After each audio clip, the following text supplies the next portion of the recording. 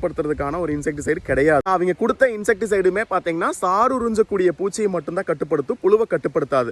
Yellow stem borer அப்படிங்கிறது எது வந்து மேஜராக வந்துட்டு பொருளாதார சேதாரத்தை வந்து கொடுக்குது அப்படின்னு கேட்டிங்கன்னா புழுவு தான் கொடுக்குது. அதனால தான் நெல் நாற்றுக்களி நுனியை கிள்ளி நடவு பண்ண சொல்கிறோம் இல்லைங்களா.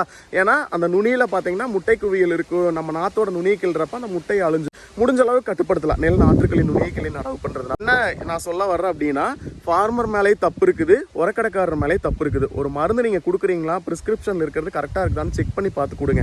ஒன்று, ஃபார்மர் அதே மாதிரி நீங்கள் வந்து வாங்குறீங்க, ஒரு கம்ப்ளைண்ட் சொல்லி வாங்குறீங்க அப்படிங்கிறப்ப ஸோ ஒரு டைமுக்கு 10 டைம் கேளுங்க. இது மோட் ஆஃப் ஆக்ஷன் என்ன, எப்படி ரியாக்ட் பண்ணும், என்ன மாதிரி பண்ணும், ஸோ இந்த மருந்து எவ்வளோ நாளில் கண்ட்ரோல் ஆகுது, எப்படி கேட்கும், பூச்சி கடிக்கிறதா நோய் கடிக்கிறதான்னு கேளுங்க, இல்லை வேறு ஏதாவது மைக்ரோ நியூட்ரியன்ட்டாக இருக்குதான்னு கேளுங்க.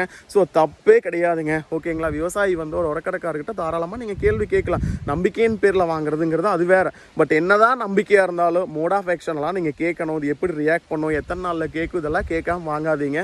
ஜஸ்ட் நீங்கள் மருந்து வாங்கிட்டு உங்களுக்கு தெரிஞ்ச ஒரு அக்ரிகல்ச்சர் கன்சல்டன்ட்டை தாராளமாக கன்சல்ட் பண்ணிக்கோங்க, இது கொடுக்கலாமா அப்படின்னு.